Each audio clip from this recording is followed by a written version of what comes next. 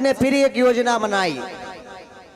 कंस ने फिर एक ब्राह्मण था उसे भेजा, लालच दिया, राक्षस कुल का था।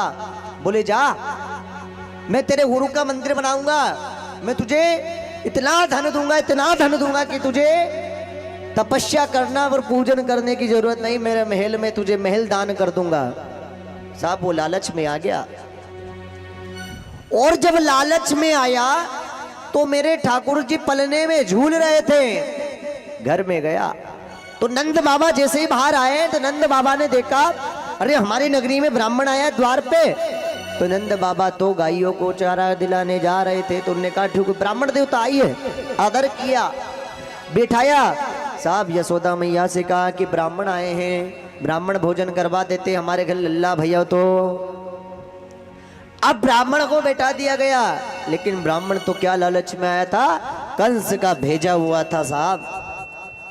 अब मेरे ठाकुर जी पलने में झूल रहे, बलराम जी को कह रहे हैं भैया ये भी आए हैं। तो मुस्कुरा दिए मेरे ठाकुर जी, पलने में झूलते झूलते मुस्कुरा देख रहे हैं। यशोदा मैया गई और कहती है, बोले ब्राह्मण देवता आप लल्ला को देखिए, मैं जब तक आपके लिए भोजन बनाती हूँ। माँ यशोदा जैसे ही रसोई में गई और उस ब्राह्मण ने उठाया, मेरे ठाकुर जी को उठाने के लिए अपना एक हाथ आगे बढ़ाया। साहब इतने में मेरे भगवान की ऐसी कृपा हुई, वो तेरी माया का न पाया कोई पार। जैसे ही हाथ बढ़ाया साहब, उसका हाथ दूसरी बार नहीं उठ पाया। दूजा हाथ बढ़ाया, वो भी नहीं उठ पाया। साहब बहुत प्रयास किया मेरे ठाकुर जी को उठाने का, लेकिन मुस्कुरा रहे मेरे ठाकुर जी, बलराम जी देख रहे थे, दोनों हाथ उठाने लायक नहीं हुए। इतने में माँ यशोदा का काम जल्दी हो ही गया था, भोजन बना था, ठाकुर जी ने देखा माँ आ जाएगी। इतने में मेरे ठाकुर जी ने उसके सिर के ऊपर माखन की जो मटकी लगी थी वो फोड़ डाली साहब।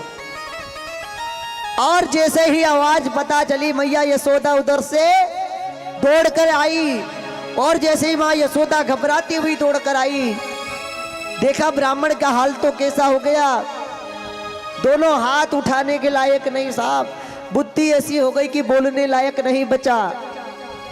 और अब ठाकुर जी ने सोचा कि अब क्या किया जाए, तो चोरी का इंजाम लगा दिया गया।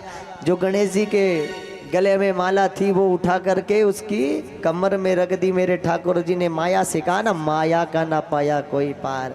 साहब माला कमर में आ गई तो सब कहते देखो चोर चोरी कर कर जा रहा था, भाग रहा था, तो दीवार से टकरा गया, तो इसकी बुद्धि चली गई है।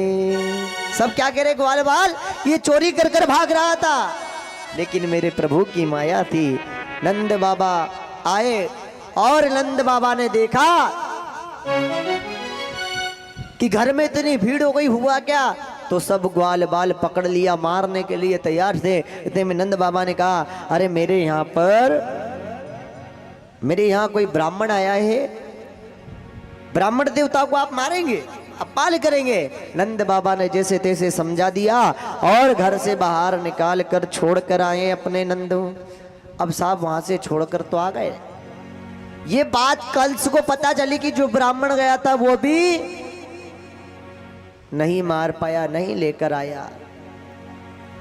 अब साहब उसने बड़े बड़े योजनाएं बनाए, लेकिन इधर देवाधिदेव महादेव मेरे महाकाल